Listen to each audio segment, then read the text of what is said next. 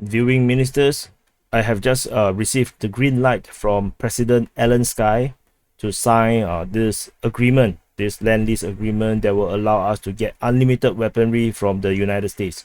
So please bring your finger or your mouse to the like button below, and please sign this document at the like button. And I believe with this we will win the war. Slava DPA.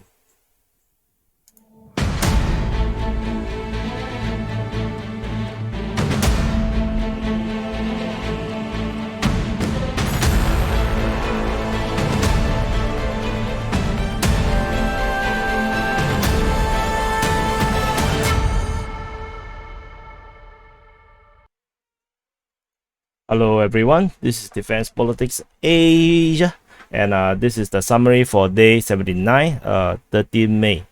And hopefully you did sign the agreement decreed by President Zelensky, and this will allow us to defeat the YouTube shadow banning army. And now moving on to the summary, I think it will be a rather short one, since not a lot of things to talk about. At least not the kind of thing that I will report on. So coming to the Mykolaiv Front, there is confirmation that Oleksandropillya is actually still under Russian control, which actually verifies my suspicion that the Ukrainians did not recapture Oleksandropillya, because previously we have this information. First the Russians captured Oleksandropillya, and then we saw some very dreadful footages of the dead soldiers and destroyed position along the beach, and then I think a few days later we received information that the Ukrainian forces have counterattacked, and there are some sources saying that they have captured Oleksandropillya. But on my end, I have never declared it under Ukrainian control. I just left a kind of a triangle inside, which I can show you.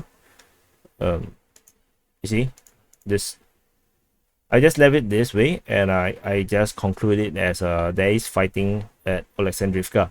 However, latest information that came out is that it's not. There is geolocation that there is a Ukrainian drone dropping munitions on Russian tank, and then they geolocated it at Oleksandropillya, which means that the entire city is currently under Russian control. And because of the use of drones, it's unlikely that Ukrainian forces is actually anywhere near. So I've already drawn the border all the way up to joining up with Zaporizhzhia and going along this Kherson Oblast border. So the most likely position of the Ukrainians is likely to be at Luhansk or Limani. This is more likely, and definitely they are at Novozorya. However, at Novozorya, this apparent battle is since April 28th. There's likelihood that this is no longer fighting, and I shall just delete this now, so that you get a sense of what is happening. I don't think this fighting is now active now, and you just look at this. It's a really small town. It's very unlikely that there are active ground assault on either side. Probably just artillery battles, so exchange of artillery attack on each other. So likely to be what is happening. Moving away from the Mykolaiv Front, we are now at Kryvyi Rih. Similarly, we have similar problems with the lack of intel of what is actually happening, and even this information is rather dated. I guess I think is since May the 2nd. So May the 2nd is a long time ago. We're now at 14. That's around almost 2 weeks old. So I'm gonna delete this as well. And because I don't think Zaporizhzhia is captured by the Russians at all, so I'm gonna just move this border backwards to where the known Russian positions are, and so we are cleaning up this map as we go along. So that's it for Kryvyi Rih Front. Moving on to the Zaporizhzhia Line. For those that are new to the channel, I don't call this Zaporizhzhia Front. I usually call this Zaporizhzhia Line because this is a line of defenses. which consists of four main cities or towns: Kayamsky, Oleksandropillya, Huyaipo, and Velika Novoselka. So because these four cities or towns is actually in the crossroads, and actually they are blocking the way all the way to this major supply line, this major highway from Zaporizhzhia all the way to the Eastern Front. So as a result, around more than a month ago, I've already named this as the Zaporizhzhia Line. So this line has been around for the longest time, I guess. Although the longest is only like maybe 50-60 days. Let me see. So are we there at day 50? We are already there at day 50. Day 25, we are already there at day 25. So let's day 15. We are on. It was just developing on day 15. So this line, this consistent line has been here for like what 50 days already. So at least 50 days. So it's been a really long time. So I usually don't really expect much from this line anymore. There is fighting and some positional warfare, like they just move to different positions to just shoot each other, and then they just move back.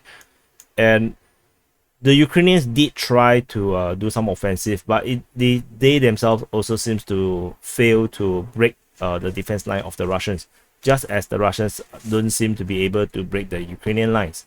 However, given how the Russians has been fighting in some other fronts, it seems like the Russians just not interested to push forward, because if you have overwhelming force, it is possible to just break through, just like what happened in Izyum. Izyum is here, or maybe in the northwest of Severodonetsk region. But this doesn't seem to be that case. So with that as evidence, it seems like the Russians are just very keen to just keep this line intact until a future opportunity or situation where they need to push forward. I saw one comment. I'm not sure, is it in Telegram or is it in the YouTube comments, that he's quoting Sun Tzu, the writer of The Art of War, saying that there's always a time for retreat, there's a time for attack, there's a time to hold position, and a time for doing nothing. Something to that extent. War, it doesn't mean that you must always be attacking. Sometimes all you need to do is just hold your position. So this seems like the case, because pushing forward would just expose them into unnecessary trouble. There isn't enough support around this region for them to stay alive. Much like what happened in the first week, first month of war, where the Russian forces just driving all over the place in Mykolaiv, and then going all the way to Voznetsensk, only for that force to be destroyed, and the entire supply line crippled, and many Russian soldiers died for nothing. So given that as an experience, and this is rather far, this is like 120 kilometers kind of a radius in terms of this push dent. So I don't think the Russians are doing the similar thing. Reportedly, reportedly in the beginning of the war, there wasn't really a centralized command that actually decide on the entire operation. Like, seems that every front have its own general, and so in around a month ago, I think I saw information.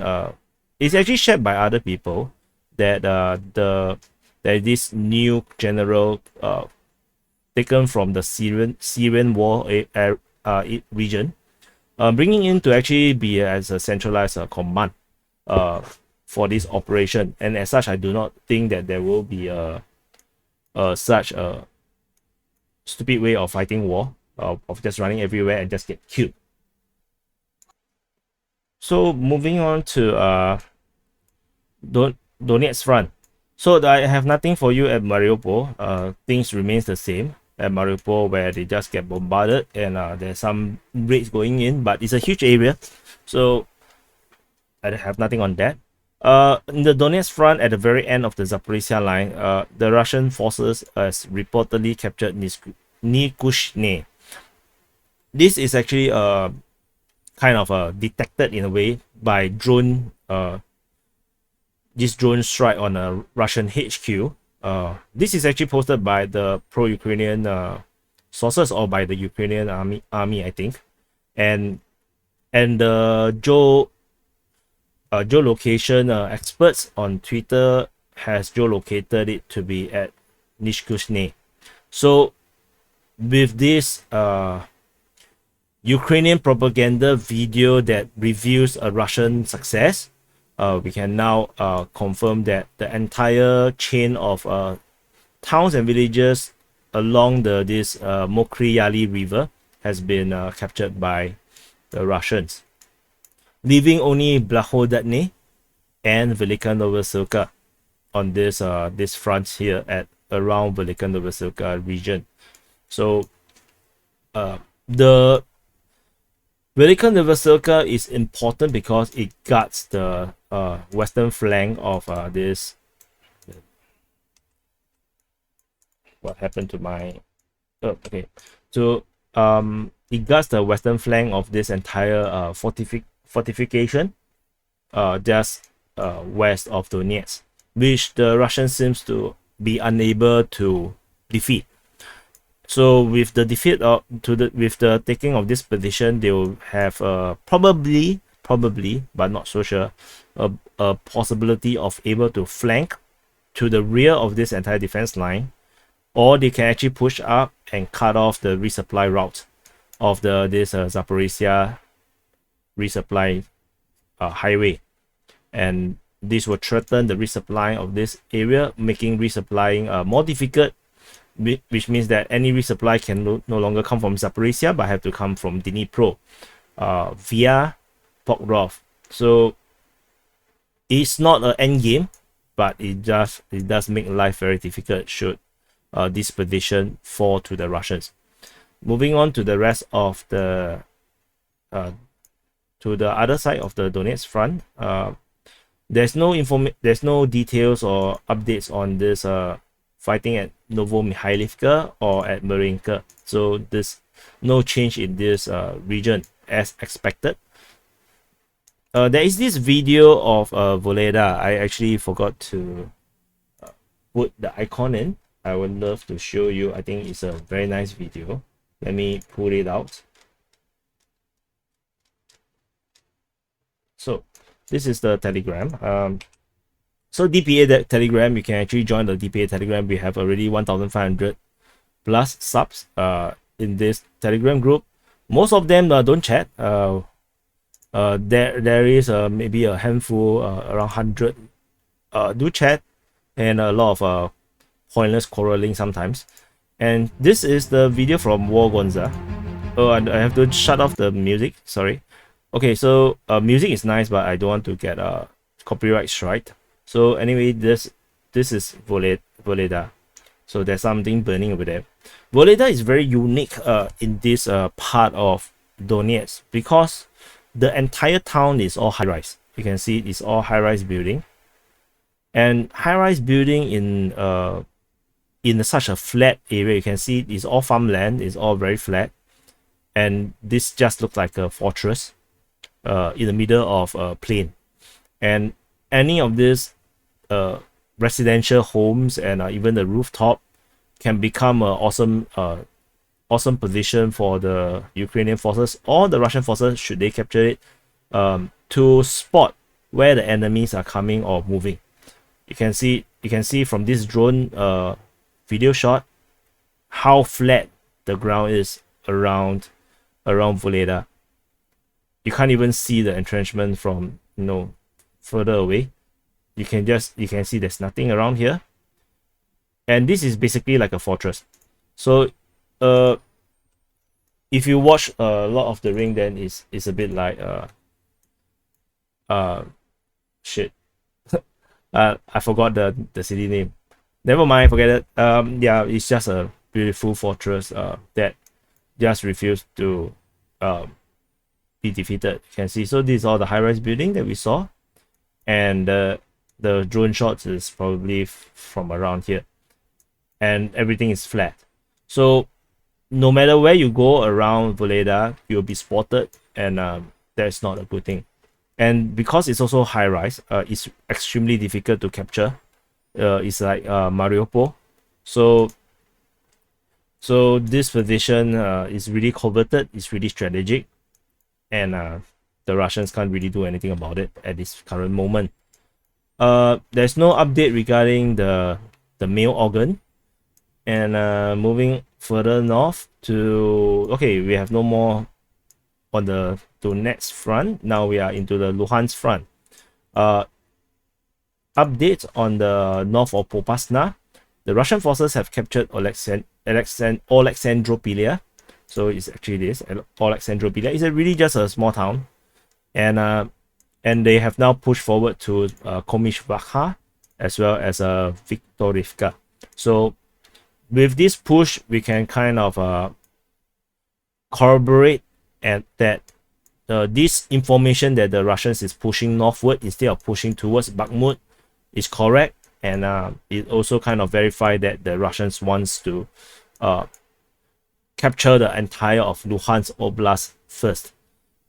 This move here is particularly dangerous to the Ukrainian forces that is still in this region here around Zolote, east of Zolote and Kharkiv. So it's really dangerous for them because this is the rear, and there seems to be a lack of fortification given the speed of the push. Because after Oleksandropillya, they push so quickly to this area. The speed means that there's actually no entrenchment around this region, and they are able to push forward. Depending on the speed of the capture of Komishvacha and Viktorivka, we can assess the level of entrenchment and resistance in this area. If this falls too quickly, then the Russian forces will take this railway here. So there's this railway around here. This is a railway. They will cut off the railway around here, and they will actually be able to move to Rubivka, which is actually some kind of a transport hub for this entire region here. So capturing of Rubivka would then force any form of resupply to go all the way up north, closer to Lysychansk, where this is actually in danger of becoming a war zone. Currently, the war has reached to Severodonetsk, which is not ideal to actually need to traverse through Lysychansk for resupply. And let's see if we can see any small roads. So there are still some small roads, but small roads are small. So resupplying will be a problem. You can see there's another dirt road around here, joining to the main road around at this region. So this push, if successful, capturing of, even fighting, don't even say capture, even fighting at Rubivka would actually cut off this entire resupply route. Then this force here will likely to be abandoned by the Ukrainian leadership. And if they, because the Ukrainian leadership seems to be adopting what Hitler do during World War II, which is do not cede any ground, and there's no surrender and no retreat. This kind of warfare tends to be really destructive to your own troops, and it kind of usually very wasteful. And the Ukrainian seems to be adopting this kind of warfare where they just refuse to cede ground. The Japanese in World War II also adopted the same strategy, and they are able to incur a lot of death on the American forces in the Pacific War. However, the people that died is actually higher on the Japanese side, because if you do not retreat from a vulnerable position, then the chances of you dying is really high. So this entire entrenchment here would actually become pointless should this region be captured by the Russian forces, and this would actually threaten them into this encirclement, because the Russians don't push forward here, but they can actually go this way and cut them off away from Lysychansk, and this entire region will be encircled. And once it's encircled, then the end isn't very far away. So there is no update regarding this fight at Katerinivka, because I think this is part of the major entrenchment area. It's not so easy. Based on, there is some trench line. This is all former before the war, and there's actually a major fortification around here, or around here. So not so simple.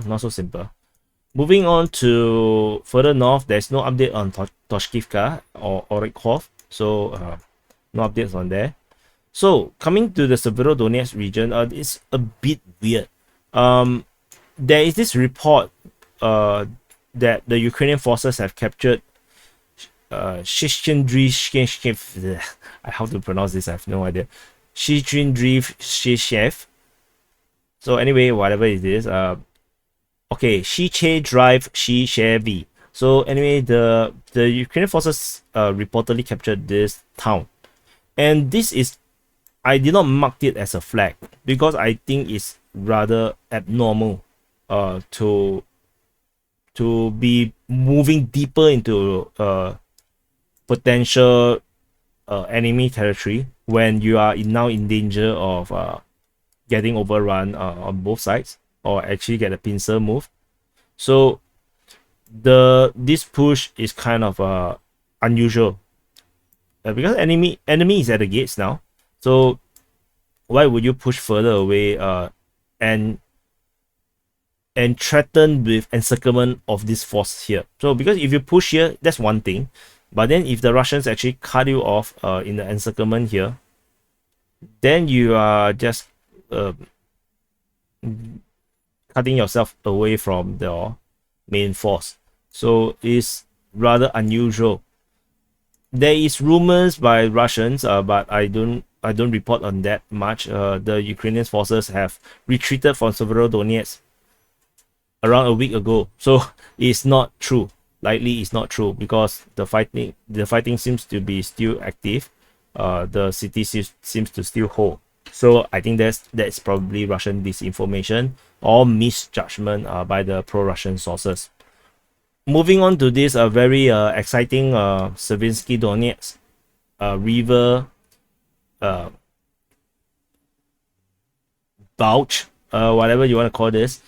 There's no changes in this area.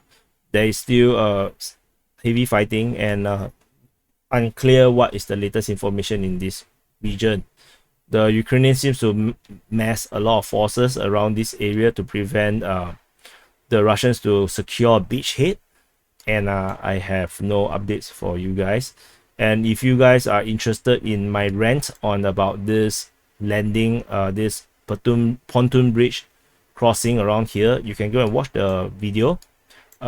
If you are pro-Ukrainian, it's probably a bit triggering, so then probably you shouldn't go and watch it.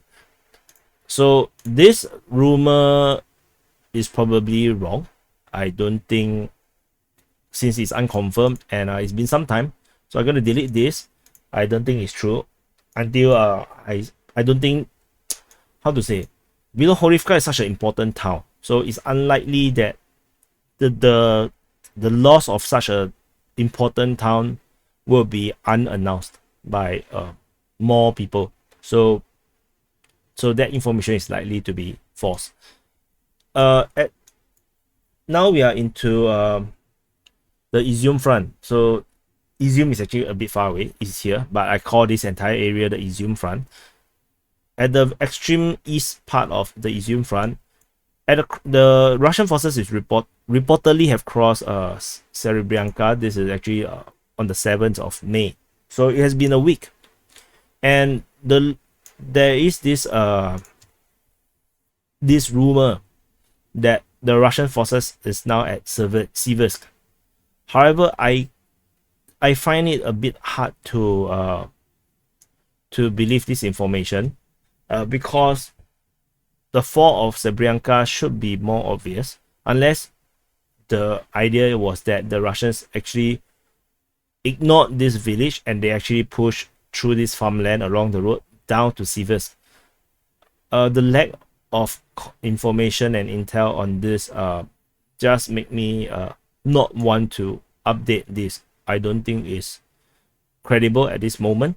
I need more information before I want to update this part at Siversk. There is no changes in this entire area. It seems like the Russians are stuck. Ozene is still not captured. Liman is still not captured. Drobyshev, there's some rumors is captured, but is probably rumors. Derylov is not captured. They are still fighting within the jungle. There's no news about this position. This is, I already mentioned this in the last summary, so I'm going to delete it. This fighting at Shandroholiv is no longer mentioned. So this is like the misinformation or wrong information. So I'm going to delete this as well. So as we clean up the map, the entire 1,000 men trap at Oskil thing has just died out. There is no more information on it, and not sure what happened to them. Did they all die? Did they all surrender? Or did they not exist? No idea. So I'm going to delete this now. I'm just going to leave this here because Oskil is still unclear who is actually holding it, or is it under the Russians. Of course, given how the force has moved, the front line has moved, it's easy to presume this is under the Russians. So, but anyway, that's why this area is all within the Russian controlled territory. But I'm going to leave this question mark here until we have some confirmation about this. The Russian seems to ignore Studenok, so this continues to be this weird, odd village that was ignored in the corner. There is this information that Dohanske has been captured by Russian forces. I saw this be repeated a few times, but because of the importance of such a position, I want to wait a bit longer to see more confirmation about this, because there's this one tweet that I saw which quoted the operational information of the Ukrainians that the troops at Dohanske was bombarded by the Russians. So that is a contradiction to this information. So I'm going to leave this as a question mark for now. I'm not sure how true is that. And you may also find that this site is a bit different because I have pulled back the Peshkov pointy end, because the lack of action at Peshkov just invalidated the entire fight, or this entire fight has already failed. So I pull back the border. Similarly, for the advance towards Babinkov, the fighting outside the city has also been deleted by me because I don't think it's a thing anymore for now. The Russian forces seems to be consolidating along this front line here. There is still some fighting at Venopilia, and that's about it. No information about this Hrushuvak. So how do you pronounce this? Hrushuha. Anyway, whatever this town here, the fight. There is also no information about this. Probably we can invalidate this attack tomorrow, should this not continue. There's some rumors saying that the Ukrainians gone into this forested area and on the west of Izyum. So, but I have never marked it as Russian, so it doesn't really matter to me. So moving on to the Kharkiv Front, or the Happy Front. At the Happy Front, there is this reported fighting at Vuhledar. So according to this reportedly Gen Staff report, I didn't see this. Somehow I think that the reports that I'm reading seems to be different at times, with despite it's from the same person. So I'm really not sure what's happening sometimes. So the Ukrainian forces attacked and repelled in heavy fighting in the village northeast of Kharkiv, Vuhledar, and then the rest of the information is not important. So the Ukrainians tried to take this position, but currently did not succeed, which means that the Russians decided to hold this line, because all this push has been really fast, very quick, which indicates that the Russians did not offer much of a resistance. But this part, we can start to see that the Russians want to hold a position. Similarly, at Kozhachar Lopan, this is a stronghold, a known stronghold. There are some rumors saying that today the Ukrainian forces is going to have this massive offensive against Kozhachar Lopan. They reportedly gathered a lot of forces around here and around this region, and they're going to push for Kozhachar Lopan. So let's see if that turns out to be true. I have no more information about that. And this is the summary for the day of the day of 79. And if you find this information useful, do share it with your friends and contacts. And please sign the document.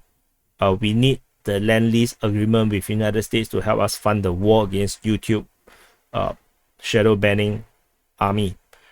And do subscribe if you haven't subscribed, and I'll see you in the next update.